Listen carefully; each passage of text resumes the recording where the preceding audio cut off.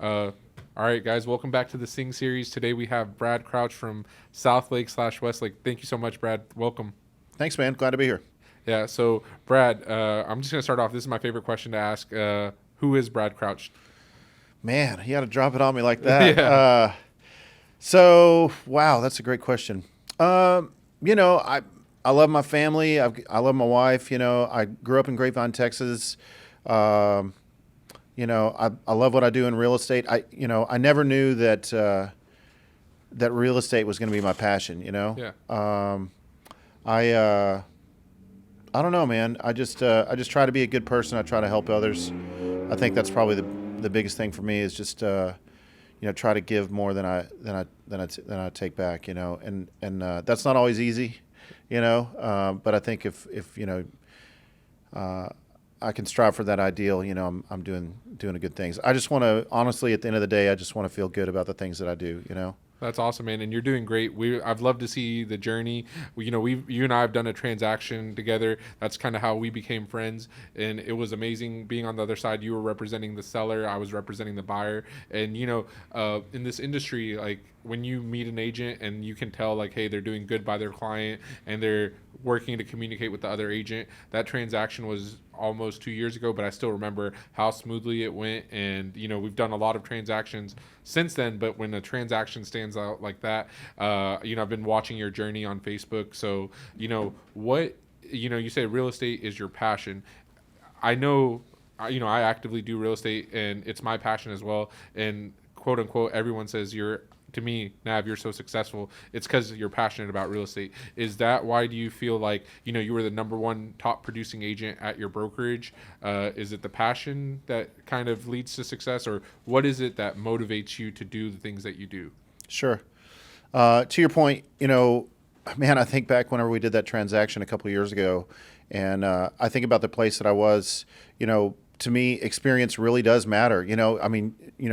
Getting the transactions, helping multiple clients. I mean, every single transaction, it seems like you learn something, every single time, and to your point, that's one of the things that I enjoy most is whenever you work with an agent that is on top of their game, that's actually proactively trying to do a smooth transaction with you. It's always frustrating when you work with somebody and they don't answer the phone or they don't return emails or they're not holding up their part of the bargain, So, I know you and I originally, we completely hit it off, and it's always been great to see you as well. Passionate about real estate. I think that the thing that really sets me apart is I genuinely care about my clients, and the thing that I always try to do is I try to be an ultimate professional. I mean, that's really the point of doing this thing. So when I got into the real estate game or got into my real estate career, I wanted to do it at the highest professional level that I could. That's why I wear a suit. That's why I carry myself. That's why, I was telling Brandon this week, luxury is not just a price point. Luxury is the level of service that I provide for my clients, So whenever they work with me on a real estate transaction, they know that they're going to get the highest level of service and really, really go the extra mile to look out for my clients' needs. Yeah, well, and I think that's a very good price point. That's a very good point that you bring up. Sewell, the dealerships. I don't know if you ever bought a car from Sewell, but any person that I talk to that works with Sewell, it's like it's not about the price point. Whether you're buying a used car or a brand new car, it's an experience, and Right. like it doesn't matter if it's a $200K property or a $2 million property. Every client gets that same luxury experience. So no, that's awesome that you say that. So what was it that brought you into real estate? One day you just woke up and you're like, man, I'm gonna do real estate. Like, what was Sure. that? What was that moment for Yeah. you? To what I just wanted to comment what you were saying a minute ago. It's funny because, we've marketed ourselves as, or I've marketed myself as a luxury agent.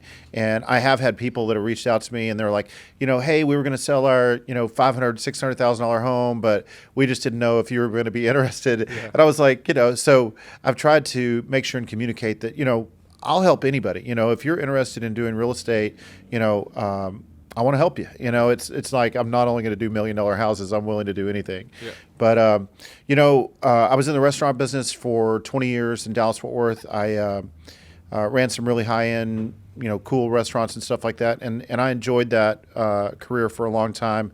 But I got married 4 years ago, and I'd always wanted to do real estate. I thought it would be a good fit for me, but like a lot of people, whenever they get into the real estate business, whenever you go from having a salaried position to all of a sudden being straight commission, that's a big scary step, And so I've been married for a little bit, and my wife came to me and said, do you want to do real estate? Because the thing with restaurants, it's nights, holidays, and weekends. It's always, you're always working in the evening. It really, it wasn't affecting our relationship, but we didn't see each other that much. And so we were in a position. She said, do you want to do the real estate? And I said, yes. It was the first time that I really had that opportunity. And I just jumped in with both feet and just never looked back. And I think that's probably the biggest thing, is making the transition from another career into this business. Yeah. So it's funny that you say nights, holidays, and weekends.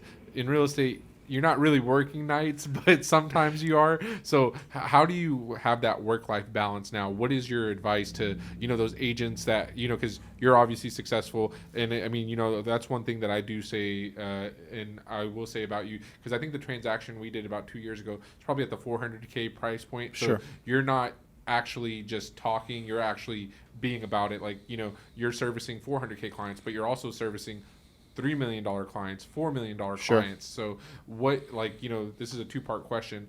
How are you handling the work-life balance, right? Because real estate, you're always working. It's kind of like the restaurant business, but different in the sense, I tell people in real estate, I feel like you're working when the clients are not working. So a lot of times it is the weekends.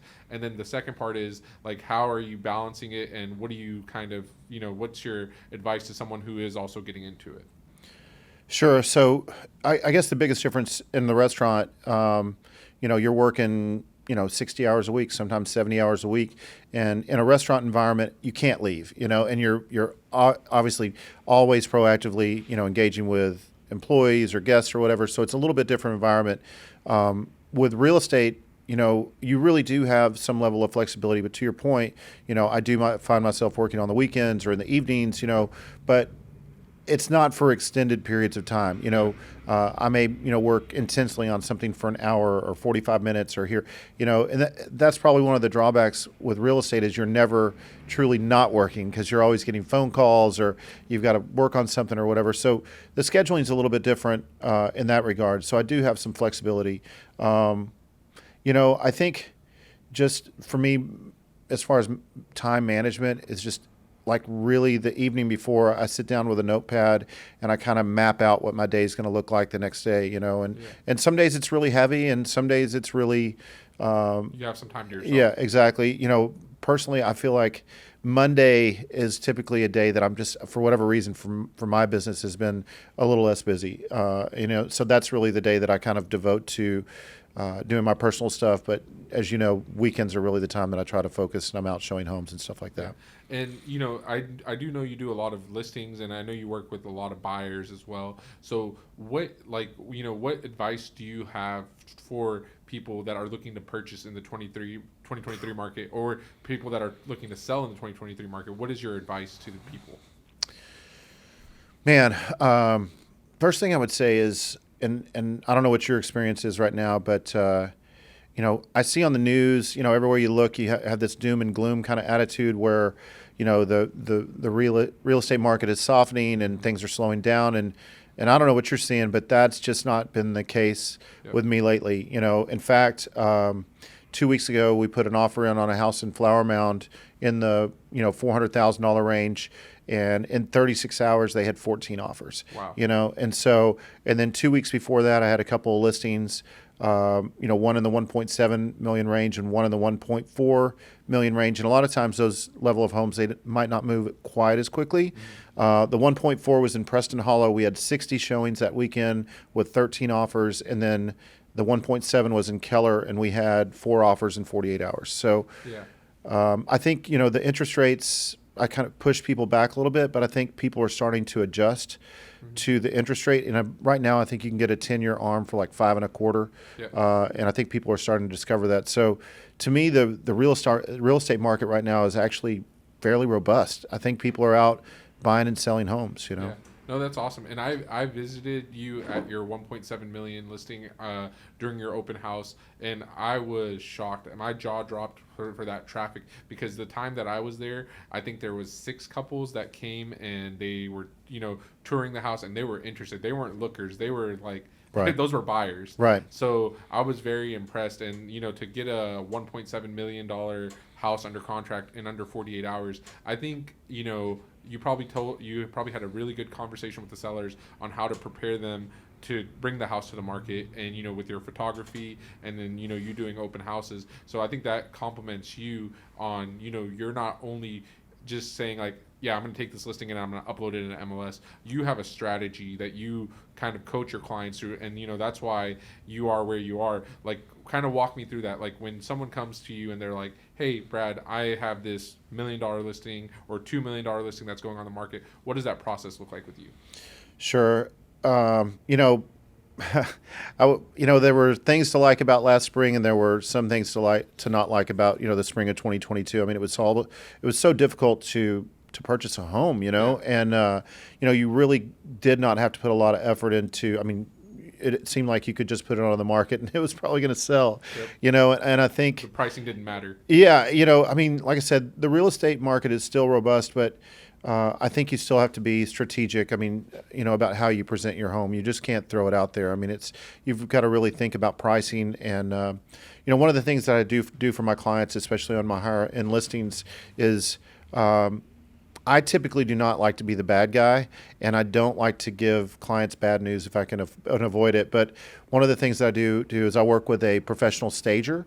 So, I think, you and I could probably go through and point out, things that they could change about the house, or they could remove or whatever, to get the house ready for sale. But I work with a lady that actually goes through. That's all she does for a living, is stage houses. Wow. So I'll pay for the consultation, but it takes some of the burden off me. And she has a really good demeanor, and she's able to actually go through and in a calculated.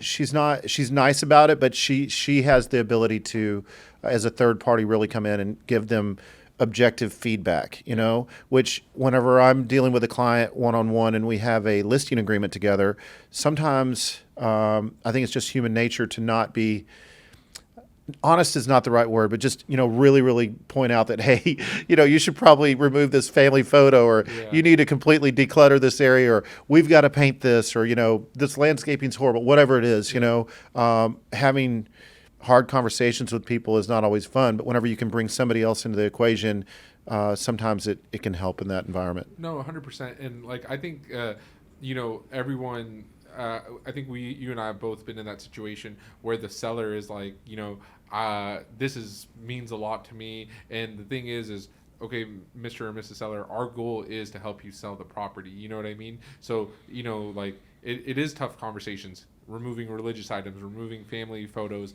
We're not trying to step on your toes or hurt your feelings, but like you said, when you bring in that third party, and this is what they do for a living, or they've went to school for this, it really helps ease the burden, and it shows you that you care about the client. And ultimately, when someone is hiring you, they're hiring you to sell the property. So professional stager and all that stuff really helps. Another question: a lot of sellers sometimes, they have that, my property is worth this, or I cannot put a price on this property. What, how do you, that it's tough. So, Yeah. and at that point, you could bring an appraiser in to kind of help. And I mean, I've had to do that sometimes. Like, obviously the market, like you bring back up spring 2022, sometimes you could just throw it out there and it would sell because you get the appraisal waiver. That was great. But now we're kind of going back to, 2021, 2020, 2019 real estate. So how do you tackle that where it's, my property is worth this, I should get this for my property? I guess there's a couple of ways you can attack that. I know whenever I was first in the business and I was really hungry, You would take it. I would take it, and I think sometimes, whenever you really have to examine your clients and see, here's the thing. A true collaboration, like when you really collaborate with somebody, you remove ego from the situation, and we're both working towards a common goal, Yep. and you value my input, and so, I mean, I try to do things at a high level. When I run comps and I'm able to support the information that this is the value of your home, if it's a true collaboration, you should be able to listen and recognize the value of that and understand that, and will I list a home, that's more than what the value should be? I mean, yes, I will. But I mean, there are levels of that. I mean, Yeah. is it ridiculously overpriced, or Yeah. is it? And also we can have a conversation and say, listen, we'll use your plan. But would you be willing to, in 2 weeks, if we don't have any offers and the traffic's dissipated, will you lower it to the price that I recommended, or will Yeah. we, systematically lower the price until we get to that point and support that? It's because it's all about expectations, right? Like when you're managing your clients' expectations, because we're ultimately, I always tell the seller, it's your choice of what we list for. But this is my professional opinion, and I think a lot of people were going to be seeing you can't be comparing to 365 days ago. Like, what a property sold for. I was running comps yesterday, right? And this was a house in Plano. There was nothing that was in the last 90 to 180 days comps in a 1 mile, 2 mile radius. And so I was like, okay, well, let me see what happened 365 days ago. And sure enough, property was listed for 675, but sold for like 750. And I was just like, well, this doesn't really help. You know what I mean? Right. But I mean, I think like, okay, 675 was a good starting point, but managing that expectation, like, hey, we could list for 675, but that doesn't mean it'll sell for 750. What when you did get started in real estate, tell me about your first deal, because I know we all remember our first deal. What was your first deal like? Was it a buyer, seller? Walk me through that. I was a little bit spoiled on my first deal. Yeah. My first deal was a villa in Vaquero in Westlake, Texas, and it was $1.525 million. I think that may be a record. I don't know anybody that walks into that. No, I got really lucky. It was a friend of mine, and they agreed to use me. I mean, it was a sphere of influence client. Let me put it that way. And fortunately for me, the agent on the other side, she is a top producing agent in all of Tarrant County. She's probably top 5 for Tarrant County. Wow. And man, she was such a true professional. And I really, I look back. I mean, I knew a little bit, but I mean, not really the level that I needed to be at for that transaction. And she really held my hand through the transaction, and walked me through it. And the great thing about that is she's gone on to be a mentor to me. That's amazing. Yeah, I talk to her 3 or 4 times a week, Wow. and I talk to her about my deals today, or whatever. And I love that. As much success as she's had, that she's willing to give back to me and mentor me and listen to me, and stuff like that. It really shows her character, and really gave me an example of how I like to treat other agents. I always want to, my reputation with other agents and how I treat them and how I respond to them and my professionalism and how we do deals together, that, means as much as anything to me, because I want to be known in the market. It's because it not only helps my client, but it helps my brokerage and it helps my business whenever that you work with me, that we're going to do things the right way, Yeah. No, that's awesome, man. I mean, like, we all start somewhere, and so it's the fact that, like, that was your first deal, and that agent was more than willing to help you throughout that, because at the end of the day, she got to sell. Was she the listing agent? She was a listing agent. Yeah. So she was the listing agent. She got to, you had the buyer, right? So you were just as an important part of that deal. So without you, there would have been no transaction, and I think she realized that, and that's amazing that you guys are still connected, and how important do you think it is to have someone like that when you're in real estate? Like, Man, that's probably the biggest thing. I really honestly believe a lot of agents why they don't have success when they first get into this is they don't have somebody that's really there to mentor them. I was really fortunate. I had two or three agents that were seasoned. Several of them had 15 or 20 years. A couple of them were not in my brokerage that I had friendships, long-term friendships with, and man, they were like, call me anytime. I mean, you know how it is. I mean, when I did my first listing, I mean, to sit down and really walk somebody through how to Yeah. do a listing takes a couple of hours, your first one, Yeah. or, Your first comp. yeah, or yes, or, man, to me, running comps is almost like an art form. I mean, it really is. There's an agent that I know that's a mentor of mine. He's been in the business for 21 years, and every time I'm running comps, like if I see him in the office, I'm like, "Hey, come over here, Yeah. like help me run this comp," because he's been doing it for so long. He looks at how to run comps like completely different. He gives me little tips and tricks, or if I have a really difficult comp, he'll say, "Hey, why don't you try it across this way?" And I'm like, "Wow, I never even thought about that." I mean, it really is a creative, almost artistic thing whenever you're running comps. Yeah. Anyway, There's an art to it, right? yeah, And so, I mean, that's great. That's great because now you're established. You're a top producing agent, but you're still asking for help from other people and collaborating with other agents. And I think that's probably why you're experiencing the success that you are. So, I mean, I'm sure there's a lot of people at your brokerage because you're the top producing agent at your brokerage. Last year you did 40 million, which is amazing. So congratulations on that. I mean, what's next? What's the next big goal for you? wow. You know, I want to go back to something you had said before. And I don't know. As a newer agent, I didn't realize this, but I think that the relationships that I have with, and we were talking about market early, and having kind of like a hyper specific market, like know the area that you're going to sell in, and then become the most knowledgeable person about that area as you can be. And one of the ways that I do that is I have a list, no joke, of probably 90 agents that are in my market that have bought and sold, or that I've done deals with, or that I know that are prevalent in that area. And I'll rotate them. I probably call 14 to 15 agents a week just to talk about the market, to ask them, hey, do you have any listings coming up? What do you think about the market? What are you seeing right now? Creating that relationship. And then invariably you will see them out showing houses or whatever, and you already have that relationship.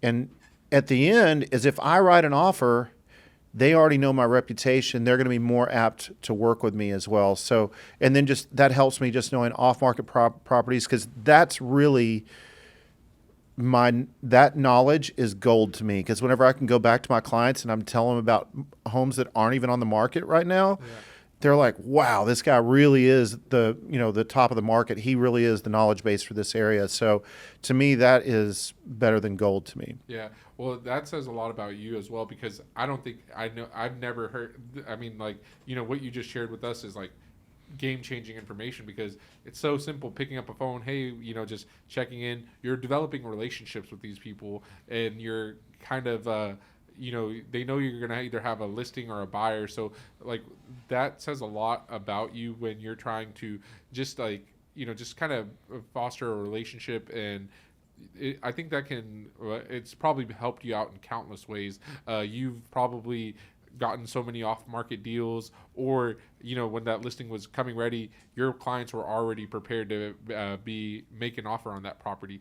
Is there any moment that you can like that stands out, like where you made a call and you found a property, or is there any specific moment that stands out that you can share with us? So one of the things by calling these agents and building these relationships, because I'll usually have two or three off-market homes too that perhaps they might be interested in, and they're sharing information with me. As I go down the line and I learn about more and more off-market properties, I can share with other agents. Oh, well, so and so has such and such. So then as I start to form these relationships and I know about other off-market problems, they start coming to me. Hey, Brad, do you know anything off-market? So it kind of builds a synergy to where I really become the knowledge base for the area, and those agents are actually coming to me looking for off-market properties. So it really kind of builds on itself, and ultimately, whether it's with a client or with other agents or within the brokerage, it's a relationship business, and the more that I can reinforce that, the better we're all going to do in the end. No, that's awesome. And so probably, I think we talked. You probably did like 6 to 8 million off market last year, probably correct?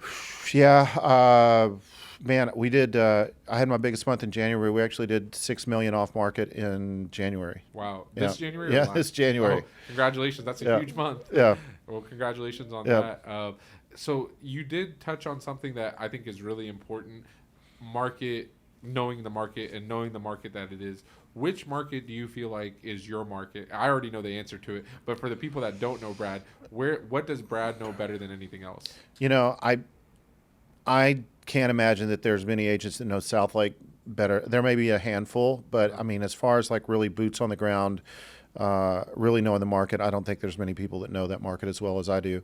And it's interesting. So when you move into Westlake, I don't know if you're familiar with the Westlake area.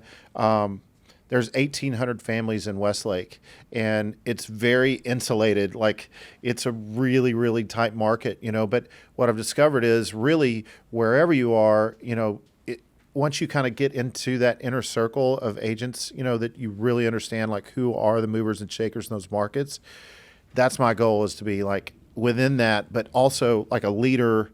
That's really what I want to be, So I want to continue to be recognized as the market leader in that area. Yeah, and that's awesome. And I think a lot of people would just want to do that because of the price point and just of the area and stuff like that. But you actually love and live in this market, so it's not as easy, right? Like, so I can't just wake up one day and just be like, oh, I'm gonna go take over South Lake. No, it just happens naturally. We had Dylan McDonald on the podcast, and him and the Wall team Sure. have created such a market share in Colleyville. Man, they dominate. Yeah, they dominate Colleyville, Yeah. and I feel like that's kind of what you're doing with South Lake and Westlake, which is amazing. Do you do a little bit of business in North Lake, or do you kind of stick to the South Lake and Westlake area? I have sold up in North Lake before. Again, it's not my market. I don't know the agents that are players in there. Yeah. I don't know the school systems the way I do. Do I know administrative people in the school district that I can refer? If my clients have schools, do I know all the restaurants? Do I know all the shopping and everything else like that? There's just so much, that. I mean, like I said, I know the market. So if you have questions about South Lake, I'm probably going to have an answer to. And if I don't have an answer, I can probably, I know somebody that can. No, and that's awesome. And how did that come about? Like, just obviously with the doing the transactions, but what was the moment where you're like, man, I know South Lake. Like, Right. This is home. It's I guess one of the things, I grew up in that area, so I mean, obviously I've lived there for a long time, and I know the history of the area, but that's not to say that you couldn't, if you didn't live in an area, that you couldn't come in and learn about the area. But I think just being curious and just, I mean, thinking about, here's the thing, like, for example, there's a community in Tiburon that's in South Lake.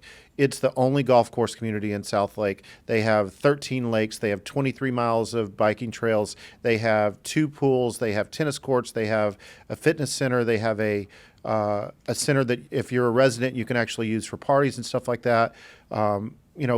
I know the people at the golf club, so I know the men's locker room attendant. When I walk in, I know the administrators, I know the bartenders, I know all the people. So if I have a client that's interested in Tiburon and I take them in to show them a house, and we're walking into the house and I'm giving them all these bullet points as we're walking in, and then I take them to the clubhouse, I enter them to the attendants and the bartenders and stuff like that. I mean, people are like blown away, they're like, oh my God, like this guy really knows this market, and you can do that in any market, Yep. but just having that knowledge base and being able to translate that to people is just, I mean, it's invaluable. Yeah. If I were to ask you off the top of your head, what's the HOA fee in that community? Can you tell me? I think it's around, well, there's, I think, 10 different communities within Tiburon, so it really depends. Some are gated, some aren't. Yeah. But I would say on average, they're probably $1,200 to $1,500 a year. Yeah, that's not bad. So, Yeah. you're definitely getting a lot for it. So, now that we kind of touched on that, like how you've kind of mastered the market, obviously it comes the work, you have to put in the work to get the results. So, I try to tell my team, studying the market, knowing, and I think you're doing it in a great way with collaborating with other agents. What are some of your big goals for the rest of 2023? Because I mean, you already had your record, you already Yeah. had a record month. So what are some of the new upcoming goals for 2023? My goal this year is to exceed 50 million. We've been doing this every year. I try to set a goal, and so far every year I've exceeded it. So we're off to a really good start. I'm shooting for 50 million. The biggest thing that I want to do is just really get my brand recognized in the market. Like, just as everybody, in real estate knows, I mean, you've got to wear a lot of different hats, but really just being kind of more prevalent in print, online media, and doing podcasts and Yeah. whatever I can do just to really increase my brand awareness in that market. Yeah.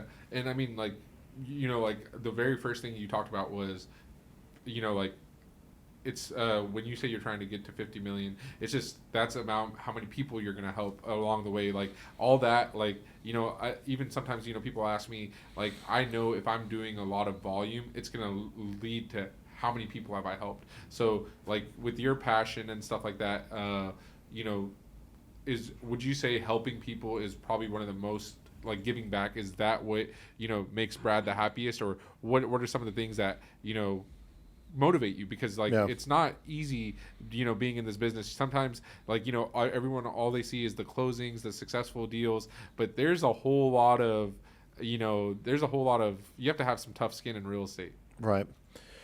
I think the thing that really motivates me is I love when I meet a new client and they put their trust in me. Like, I come across as, professional, sincere, knowledgeable, and then they recognize that and then they're willing to work with me. I love that feeling whenever somebody trusts you. You know what I mean? That they're really listening to you, that they're, taking your advice and stuff like that. For example, that home in Flower Mound, and I think we talked about this the other day. They had 13 offers in 36 hours on a $400,000 house.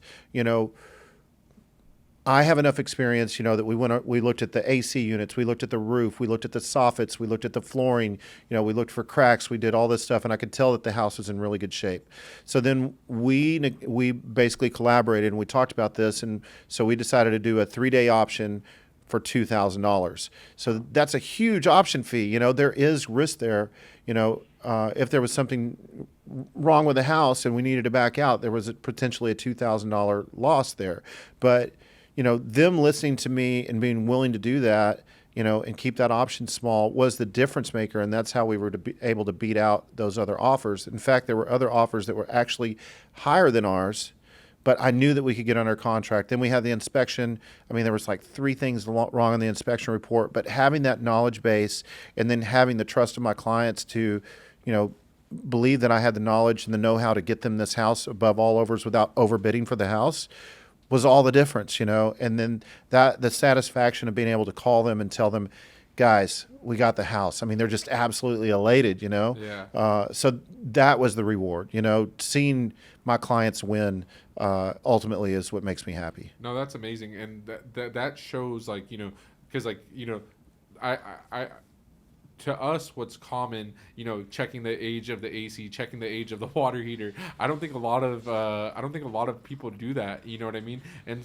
that's kind of like, it shows you the industry, right? Like, not everyone is doing the same amount. Like, no, not everyone's putting in the same amount of work. That's why they're not getting the same results. Some people, you had a $6 million January. I know people that's their whole year. You know what I mean? So Right. what you did in a month, some people don't even do that much volume in a year. So that says a lot about the, you're putting in the work, you're doing everything that's supposed to be done. Now at your brokerage, about how many agents are there? That's a good question. I think we're up around 170, something like that. 170. Yeah. So I mean, I bet you're finishing number 1 or number 2, or at least in the top 3 every single month in volume, probably. Typically. Yeah. Well, real estate is a naturally competitive business. I had a huge week in February. I closed, 2.5 mil in 1 week, and that's that was like a record breaking week for me. So I was just like, man, this is awesome. You That know what I feels mean? good. Yeah, Yeah. I was like, helped a lot of families. Right. Helped a lot of families. A lot of buyers, sellers are happy, and obviously I'm rewarded. My mom was like, hey, maybe you shouldn't post the volume that you did. I was like, Mom, like I get where you're coming from, Right. but this is a business where numbers are the numbers matter. Right. So essentially, you have to kind of show the world what you're doing. You know what I mean? So like, is there a little bit of competition in you? Like, I want to be the first. I want to finish number one at the end of the year. Is there a little bit of? I don't think it's a bad thing. Like in a healthy competition way. Sure. Actually, so this last year, not this year, I finished first, but the year before, I finished second. Yeah. And the girl, she's an amazing agent, and I respect her. And we have a Healthy competition. yeah, exactly. So we had a little side bet, Yeah, yeah. and so I bought her like a really expensive bottle of wine and some nice chocolates and flowers and wrapped it all up and everything. And at the end of the year award, so I presented it to her, Yeah. and she loved it. And so this year, obviously she finished second, and so she had to eat a little bit of crow. I have to say, it felt pretty good. So I mean, have you gotten your gift from her yet, or not Yeah, yeah. She got me a really nice big gift certificate to Trulux. So yet? Okay, I'm cool. probably gonna go splurge on some king crab and some shrimp cocktails or something like that. And it's Anyway. gonna feel great Yeah. because Yeah. you finished first and that. So I'm excited to see how you. Yeah, I'll give you an invite now. Yeah, I'd love to join you. I'd love to join you. I'm excited to see how you finish this year because we'll definitely have you back on the podcast and I don't feel like we're fully done yet, but I have a couple other questions. Like we talked about what motivates you. We talked about what's next. Outside of real estate, what do you like to do? Well, probably one of my favorite things right now is I love to go scuba diving. Matter of fact, we're leaving Friday for 5 days to go scuba diving. I didn't really think that I was going to like it, but it's one of the most relaxing, incredible things. Nice. I love to scuba dive. We try to go boating a lot in the summertime, and one of the other things is I think it's really important to try to take time to give back to the community. So I work with some charitable organizations on the weekends and stuff like that. So, and then just spend time with my family. I mean, that's really, at the end of the day, the people that I care about most are the people I want to be around. Yeah. How do you find that time, the work-life balance? Because I know it's tough. Like I Yeah. was just on vacation, and my phone was ringing. Boy. My phone was ringing the whole time. So, Yep. I mean, I'm sure you have a team here behind you that can Right. handle stuff like when showings come up and stuff like that. Sure. Having a really good support system at home is super important, and having a really good support system outside of home at work is important too, because it's like that work-life balance, right? Because you're going to go for 5 days, you want to make sure your clients know that you're taken care of, but you also need that time away as well. So how do you find that balance? Boy, I think you've heard other agents say that if you ever want to get busy, just schedule a vacation. Yes. And the business. Every agent says that. Yeah. Do you feel like it's true? I feel like it's true. I mean, there's some truth to that. It does feel like that because when you're on vacation, you're wanting to relax and you're taking phone calls. I guess it's probably just a little more front of mind. But I'm really fortunate. I have a really good team. I've got a full-time assistant that's really able to help. She's a licensed agent as well. Nice. That's really able to help me. So I think just fortunately, I've been able to put myself in a situation where I do have a team and people that support me. So, if I need to get away or if I need to push out a showing or have somebody else show for me, I have the ability to do that. Yeah. At what point in your career did you get the licensed agent? Did you get the assistant that happens to be a licensed agent? It was funny. It was actually earlier than you would have expected. I'd been an agent for probably about a year and a half. Wow. And I decided that in order to grow my business, because when I was early, I mean, whenever you're writing all your deals, trying to show houses and do your marketing and everything else, I mean, it's a lot. It's a lot. Yeah. And so I found a girl that was, I mean, she's a rock star. She's amazing. But we just started meeting like 4 times a week, and I showed her how to do my expenses and how to do my email and how to do transaction desk and how to do the app files and how to write contracts. And we worked for about 6 months, just a little bit every day. And then I just kept, she kept taking over a little bit more and a little bit more. And, that's probably been one of the keys to my success is, she really handles all of the paperwork and that side of the business, and I'm a little more touchy-feely out, working with clients. So it's been a good fit for me. Yeah, you're shaking hands and kissing babies. Yes, exactly. She's doing all Yeah. she's doing all the stuff that that needs to be done because we're in a compliance business. So I think the sooner you can realize that, and like I think the one of the other reasons for your big success is that you may not even realize this. You didn't throw everything at her at once. You kind of eased her into her role, and it's kind of cool to see like it doesn't matter the business because I mean we're obviously our conversation is very real estate focused, right? But I think in every single business, if you the key is find the tasks that are not making you like the money, right? Right. Find the task, hire for those. Would you agree? Yeah, that, and honestly, I can write a contract and everything else, but I don't enjoy that. It's like nails on a chalkboard or something. It's really a struggle for me to sit down at a computer and go over that. And I think people usually suggest that you find people to do, things that are not necessarily your weakness, but things that that's not my strength. Like writing contracts is not my strength. And the other interesting thing too was this girl was a friend of a friend, and she was unlicensed when we started, and she was really unsure of herself, and it was incredible to see her. She eventually became licensed, and to see her grow into this like really competent, confident person. I mean, she truly is amazing. But to see the person that she's become and the growth was really rewarding as well. No, that's awesome, man. I mean, I think I think one thing, and I mean, you probably already know this, but one thing that I can tell your success really comes from the relationships you've built, whether it's with the agents on the other side, whether it's with your clients, whether it's the people you work with. Would you say like relationships have been the key to your success? Yeah, 100%. I mean, I couldn't do it without the people on my team, the people in my brokerage. I mean, like I said, the way that you treat people, your reputation, the way you do business, or the way I do business, just being professional and taking my job really seriously. Like, this is not a flash in the pan. This is what I want to do career-wise for the rest of my life. Yeah. I mean, I don't even really want to retire. I love waking up every day. I love talking about real estate. I love working in real estate. I love what I do. Yeah. Well, and everyone says when you're helping someone purchase a house, it's the largest decision that they make financially ever. Right. And especially in your price point, when you're helping when you're helping making people a $3 to $4 million Sure. dollar decision, does that pressure ever get to you? I mean the people are like like you said, luxury is not a price point. Luxury is a service. So like does that ever get to you like, man, I'm standing in this $4 million house? Like what hits you when you're doing that?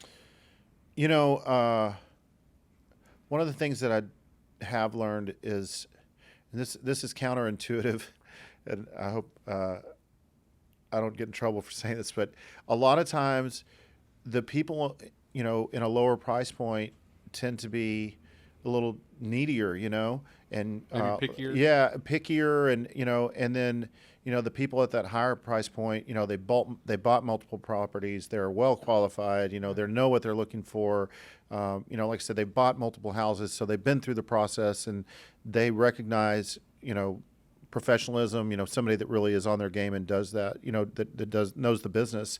And so in some regards, I mean, the conversations that I have are a lot different, but I will tell you some of the really high end, I mean, I've worked with some really high end clients. They can be hard to work with. There's a lot of ego involved with that, and then just being able to, bite your tongue sometimes, and just being able to step back and understand that we're just buying and selling houses. This isn't personal, and just being able to recognize that and smooth over situations and listen and just really cater to their needs, or be proactive in recognizing things before they happen. But I think transactionally everything's the same, but it's all about relationships again. Yeah. Whether you're selling a $100,000 condo or a $4 million house, the paperwork is the same, the process is the same, the closing companies are the Right. same. Right. So yeah, I mean, I think that's really like ego does get involved sometimes, right? But like if you do your best and like if I put my best foot forward, I can go home and be like, okay, I did my job. You know what I Right. mean? So no, that's awesome. Well, I mean, I think we covered everything about real estate. I think we've covered a lot. So now I'm just gonna ask you some just random questions that Oh just I no. want to know. I know. Before the show started, we talked a little bit about and I already know you're a huge Bentley guy. What's Brad's dream Oh, car? man. No, one of my friends the other day, a friend client, met me the other day. We went to lunch in Highland Park, and he pulled up in the new 2023 Bentley GTS Speed, Yeah. and it was this sky blue with black trim, and it was the most beautiful car I've ever seen in my life, man. It was incredible. But I'm a big Bentley Continental guy. I think it's a classic lines, and I love cars. Yeah. Was that a coupe or a convertible? It was a convertible, Oh, and it nice. was. I mean, I think it had like 20 miles on it, and he pulled up, and it was Oh, man. incredible, man. It was really.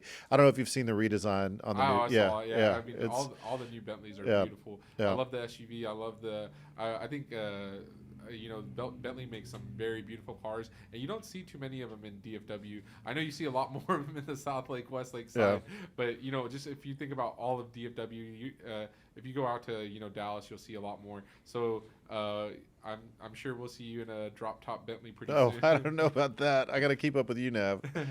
Yeah, and then okay, you big watch guy? Any watches? catch Man, your you know attention? what? I was watching this thing the other day, and these people were talking about like the increase in values and like in watches, and how they were good investments and stuff. But man, I don't know that much about watches, and I was like, let's say I buy $100,000 watch, and they say it's increased in value at $20,000. Like, who do you sell it to? Like, who's buying that? Like, I don't know, where do you find that person? I don't know how that works. Yeah, man.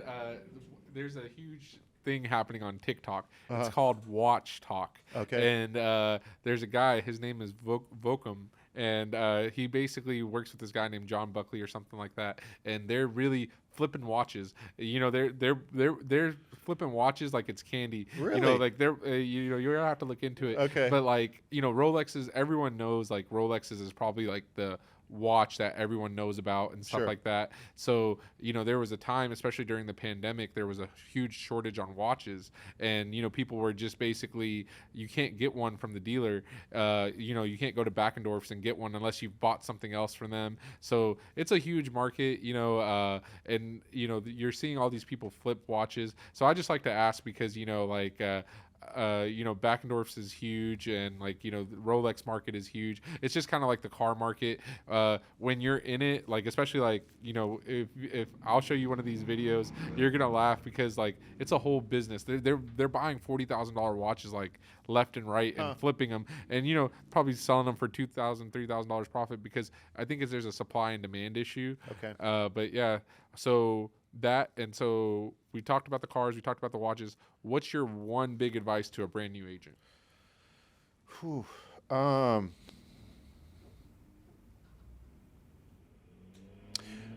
think just recognizing that, lead generation, especially in the beginning, is really my position. I know when I was going through classes, when you're going through classes to get your real estate license, and I was like, man, how am I going to do this?